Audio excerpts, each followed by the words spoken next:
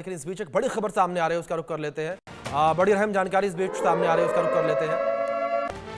तो इस बीच बड़ी खबर है, पाकिस्तान के दक्षिणी वजीरिस्तान में धमाका, उससे जुड़ी है जानकारी।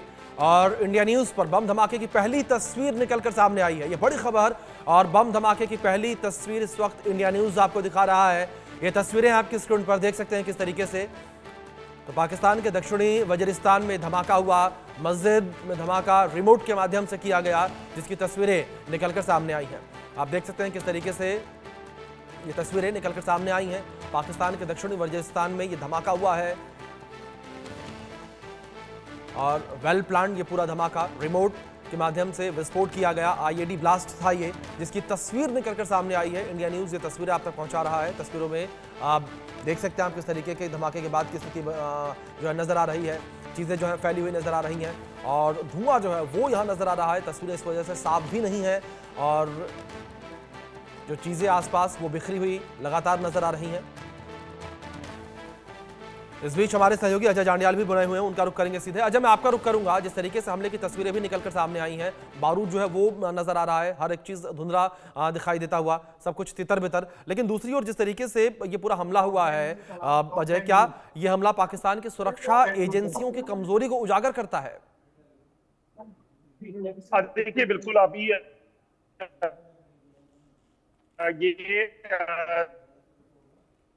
देखा। चलिए ठीक है अजय, मैं आपका रुख करूंगा। तकनीकी खामी की वजह से आपकी आवाज हम तक नहीं पहुंच पा रही। रोहित जी, मैं आपका रुख करूंगा। सवाल यही है कि जिस तरीके से आपने भी पहले बातचीत में जिक्र किया था कि इनपुट्स मिले थे, सतर्क रहने के लिए कहा गया था, लेकिन उसके बावजूद ही धमाका हो जाता है। बिल्कुल, देखिए ये तो नेग्लिजेंस है। इस तरह की चीजें ये कहीं ना कहीं नेग्लिजेंस है और बड़ी नेग्लिजेंस यहाँ पर है। और लेकिन आप ये मान के चलिए कि मैक्सिमम टाइम जो पाकिस्तान है उनका इंटेलिजेंस फेल ही रहता है, मतलब जीरो रहता है पाकिस्तान का इंटेलिजेंस। ये बात चाहे बलूचिस्तान में साबित हुई हो, क्योंकि बलूचिस्तान में पूरी की पूरी ट्रेन अगवा कर ली जाती है, लेकिन पाकिस्तानी जो फौजी हैं उनको हवा तक नहीं लगती है। तो ये इंटेलिजेंस का बहुत बड़ा फेल्योर है। मतलब अगर ट्रेन अगवा करनी है तो आप सोचिए कि कितने बड़े पैमाने पर साजिश रची गई होगी, उसमें बहुत सारे लोग भी इन्वॉल्व होंगे। लेकिन इसके बावजूद भी पाकिस्तान का इंटेलिजेंस जीरो था। वो यही पता नहीं कर पाए कि जिस ट्रेन में हमारे आईएसआई के अफसर सफर कर रहे हैं, जिस ट्रेन में हमारी सेना सफर कर रही है, जिस ट्रेन में हमारे पंजाब पुलिस के अधिकारी सफर कर रहे हैं, जिस ट्रेन में हमारी जो स्पेशल फोर्सेस हैं उनके जवान सफर कर रहे हैं, वो ट्रेन अगवा हो सकती है। तो इंटेलिजेंस की तो बात मत कीजिए, इंटेलिजेंस जीरो है। उनका इंटेलिजेंस सिर्फ और सिर्फ आतंक के लिए काम करता है। इसलिए जो इंटेलिजेंस फॉर गुड होता है, इंटेलिजेंस फॉर पब्लिक होता है, वो उनका जीरो है, शून्य है। तो एग्जैक्टली यहाँ पर भी इंटेलिजेंस का फेल्योर है, क्योंकि आईडी का विस्फोट अगर हो रहा है, आईडी का इस्तेमाल अगर है, आईडी एक जगह से दूसरी जगह ट्रेवल कर रहा है, तो ये उनकी जानकारी में होना चाहिए था, पाकिस्तान की जो फोर्सेस हैं, जो इंटेलिजेंस है, लेकिन नहीं था। और बहुत इजीली देखिए एग्जीक्यूट उन्होंने किया धमाके को। और उसके बाद देखिए किस तरह की तस्वीरें सामने आ रही हैं। तस्वीरों को अगर हमारे दर्शक देखेंगे तो बिल्कुल धुआं धुआं पूरी मस्जिद में नजर आ रहा है। आप देखिए कैसा एक धमाके की इंटेंसिटी आप देखिए। ये तस्वीरें धमाके की इंटेंसिटी को बता रही हैं कि कोई छोटा मोटा नहीं, एक बड़ा धमाका था और वेल प्लान्ड एग्जीक्यूशन था। उन्होंने प्लान किया, उन्होंने अंदर आईडी को इंस्टॉल किया और रिमोट से धमाका किया। यानी कि एक चीज और है कि रिमोट से अगर धमाका किया गया तो धमाका करने वाला शख्स भी वहीं आसपास ही कहीं मौजूद होगा, क्योंकि रिमोट से धमाका करने के लिए कुछ लिमिटेशंस होती हैं। 15-20 मीटर 50 मीटर तक एक सेफ डिस्टेंस होता है, वहां से आप धमाका कर सकते हैं, लेकिन बहुत दूर जाएंगे तो नहीं कर पाएंगे। तो यानी कि धमाका करने वाले लोग भी वहीं आसपास ही मौजूद रहे होंगे। उन्होंने सब कुछ देखा और जब जो नेता हैं अब्दुल नदीम, वो अंदर चले गए, उनको इस बात का इत्मीनान हो गया कि वो अंदर चले गए हैं, तब उन्होंने बहुत आराम से धमाका किया और उसके बाद वहां से निकल गए। और पाकिस्तानी फौजियों के हाथ, पाकिस्तानी सेना के हाथ, पाकिस्तानी पुलिस के हाथ खाली हैं। और आज का दिन, जो जुमे का दिन होता है, बहुत इंपॉर्टेंट होता है। और इस तरह की जो जगह है, जैसे दक्षिण वजीरिस्तान का जो एरिया है, अशांत एरिया है वो, तो यहाँ पर तो वैसे भी एक्स्ट्रा फोर्सेस की तैनाती हमेशा रहती है, लेकिन सब कुछ बेकार साबित हुआ आज के दिन। और एक बार फिर से धमाका हुआ, इसमें कई लोग बुरी तरीके से जख्मी हुए हैं, लेकिन इसने पाकिस्तान को फिर से एक्सपोज कर दिया कि देखिए जो पाकिस्तान की पब्लिक है उनकी जान हमेशा खतरे में रहती है। इस तरह के धमाके पाकिस्तान में आम हैं और आतंकी जब चाहे इस तरह की चीजें कर सकते हैं। यानी कि ये सीधा चैलेंज है आतंकियों का शहबाज सरकार को, जनरल मुनीर को, कि भाई तुम लोगों ने हमको पाला पोसा, लेकिन अब हम तुम्हारे सिर पर चढ़कर बैठ रहे हैं। तो ये डायरेक्ट चैलेंज है।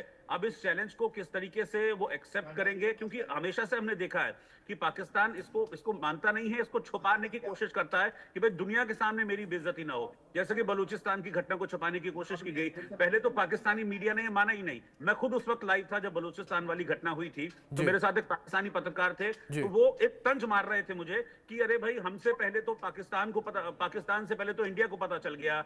इस तरह का तंज, मतलब इतनी बड़ी घटना आपकी हो जाती है, आपके कई लोग वहां पर बंधक हैं, कई लोगों को बलूच बीएलए के लोगों ने मार दिया, लेकिन आपको सिर्फ तंज कसना है दूसरे के ऊपर। तो आपका आतंक को लेकर कोई स्टैंड नहीं है, आप अपने लोगों के प्रति संवेदनशील नहीं है, इस तरह की चीजें दिखाता है। और उसका नतीजा देखिए, नतीजा ये हुआ कि एक बार और इस तरीके का धमाका। तो जब तक आप आतंक पर कड़ा एक्शन नहीं लेंगे तब तक कुछ होने वाला नहीं है। अब हिंदुस्तान को देखिए ना, कश्मीर में भारत के कश्मीर में कितना वहां पर कोशिश की गई पाकिस्तान की तरफ से, लेकिन देखिए हमने वहां पर जो 370 है, 370 को भी हमने हटाया, और उसके बाद किस तरीके से शांति बहाली की कोशिश वहां पर रही, और पूरी तरीके से आप देखिए शांति है घाटी में। लेकिन कोशिश जरूरी है। जो आतंक के खिलाफ भारत की कोशिश है, जो एफर्ट है, वो सारी दुनिया देखती है, उसको यूएन भी मानता है। लेकिन पाकिस्तान सिर्फ हवाई बातें करता है, जीरो उनका जो नतीजा है आतंक को लेकर। इससे यही पता चलता है कि वो जितनी भी फंडिंग रोकने की, आतंक पर लगाम लगाने की,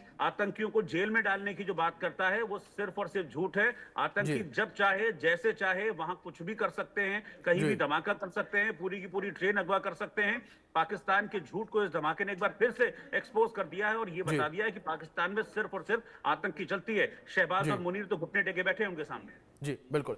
अजय, दूसरी अगर बात इस हमले को लेकर की जाए तो क्या इस हमले के माध्यम से पूरी दुनिया भर में आतंकवाद को लेकर एक नई बहस छिड़ती हुई नजर आएगी?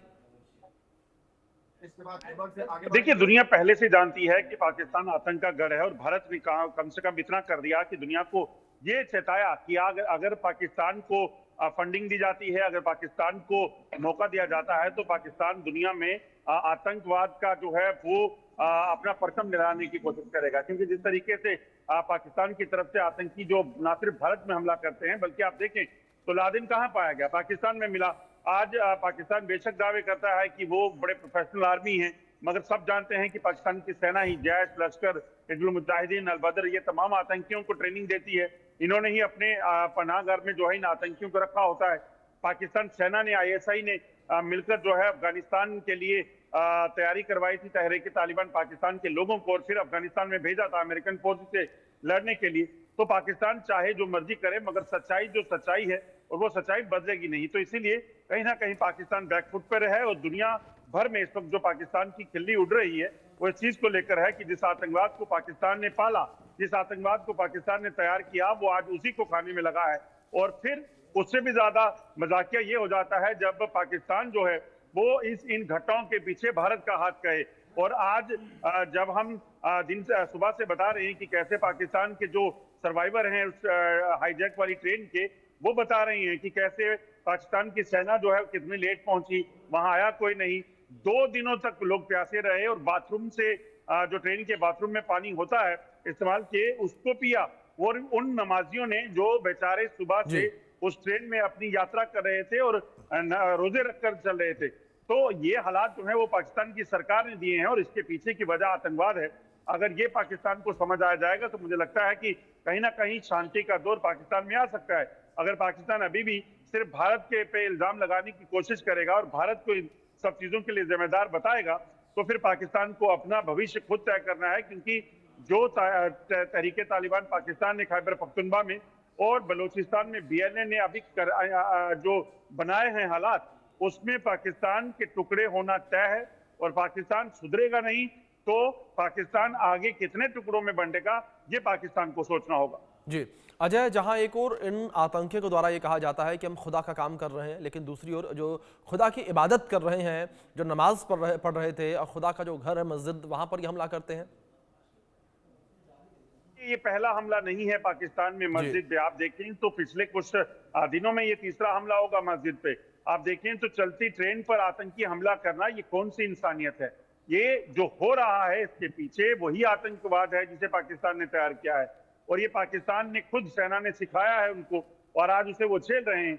और सबसे बड़ी बात है कि आप इस चीज को समझें कि अगर इतने सालों से बलूचिस्तान के लोग प्रदर्शन कर रहे हैं, इतने सालों से तहरीक तालिबान पाकिस्तान के लोग जो है वो पाकिस्तान सरकार को कह रहे हैं कि वो इस इलाके में किसी भी हस्तक्षेप को इजाजत नहीं देते हैं। पाकिस्तान को आज तक समझ क्यों नहीं आया? क्यों पाकिस्तान ने बातचीत के सिलसिले को आगे नहीं बढ़ाया?